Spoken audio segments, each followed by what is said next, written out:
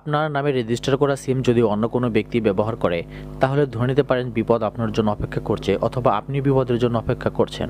অর্থাৎ যে কোনো সময় আপনি বিপদে পড়তে পারেন। সো আপনি কিভাবে বুঝবেন আপনার নামে কতগুলো সিম রয়েছে?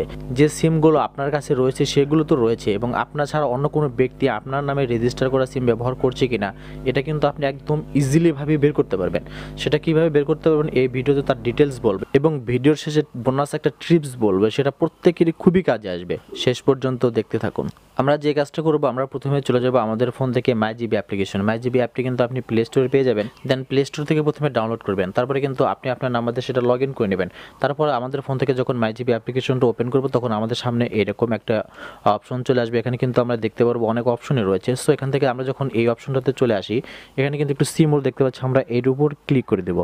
এটার উপর ক্লিক করে দিলে এখানে আমরা অনেকগুলো অপশন পেয়ে যাবো। সো একটু স্ক্রল ডাউন করবো, নিচ দিকে আসবো। স্ক্রল ডাউন করে নিচ দিকে আসলে এখানে আমরা একটা অপশন দেবো, একটি সিম ইউ ওন, আমরা এটার উপর ক্লিক করব। এখানে আসার পর আমরা এরকম একটা অপশন দেখতে পারবো, এবং এখানে আমাদের যে কাজটা করতে হবে, আমাদের যে ভোটার আইডি কার্ডটা রয়েছে, ভোটার আইডি কার্ডের যে নাম্বারটা রয়েছে তার শেষের 4টা নাম্বার আমাদের এখানে তুলতে হবে। এখানে আমার ভোটার আইডি কার্ডের লাস্ট 4 ডিজিট দিয়ে কিন্তু এখান থেকে আমরা কন্টিনিউ ক্লিক করলাম। তাহলে কিন্তু এখানে আমি দেখতে পাচ্ছি আমার নামে যতগুলো সিম রয়েছে এখানে কিন্তু দেখতে পাচ্ছি 7 সিম। আমার ভোটার আইডি দ্বারা আমার নামে মোট 7টা সিম রয়েছে। এখানে কিন্তু আমরা টেলিটক দেখতে পাচ্ছি, দেন বাংলা লিংক দেখতে পাচ্ছি, গ্রামীণ দেখতে পাচ্ছি। অর্থাৎ আপনার যে কোম্পানির সিম হোক, আপনি কিন্তু এই মাই জিবি অ্যাপ্লিকেশনের ভিতরে এসে কিন্তু আপনি এখান থেকে দেখে নিতে পারেন আপনার যে নাম্বারগুলো রয়েছে। এখানে কিন্তু আপনি খেয়াল করতে পারেন যে নাম্বারগুলো রয়েছে, এই নাম্বারগুলোর ভিতরে কোন নাম্বার আপনি ব্যবহার করেন না, কোন সিমটা আপনার কাছে নেই, কোন একটা সিম অন্য কেউ ব্যবহার করছে কিনা। যদি এখানে এমন কোনো নাম্বার দেখায় যে নাম্বারটা আপনি ব্যবহার করেন না, চাইলে কিন্তু আপনি কাস্টমার কেয়ারে গিয়ে সেই নাম্বারটা অফ করে দিতে পারেন। তাহলে কিন্তু বিপদের থেকে কিন্তু আপনি বাঁচতে পারবেন।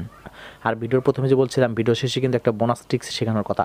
সেটা হচ্ছে অনেক সময় আমাদের ফোন থেকে এমনি এমনি টাকা কেটে যায়, আমরা বুঝতে পারি না আমাদের ফোন থেকে টাকাগুলো কেন কাটলো। এই বিষয়ে কিছুদিন আগে আমরা একটা ভিডিও পাবলিশ করেছি, সেখানে কিন্তু আমরা দেখেছি কোড ডায়াল করার মাধ্যমে আমরা টাকা কাটা সার্ভিসগুলো কীভাবে বন্ধ করতে পারি। কিন্তু এখন কিন্তু আপনি দেখতে পারবেন আপনাকে কোনো ধরনের কোড ডায়াল করতে হবে না।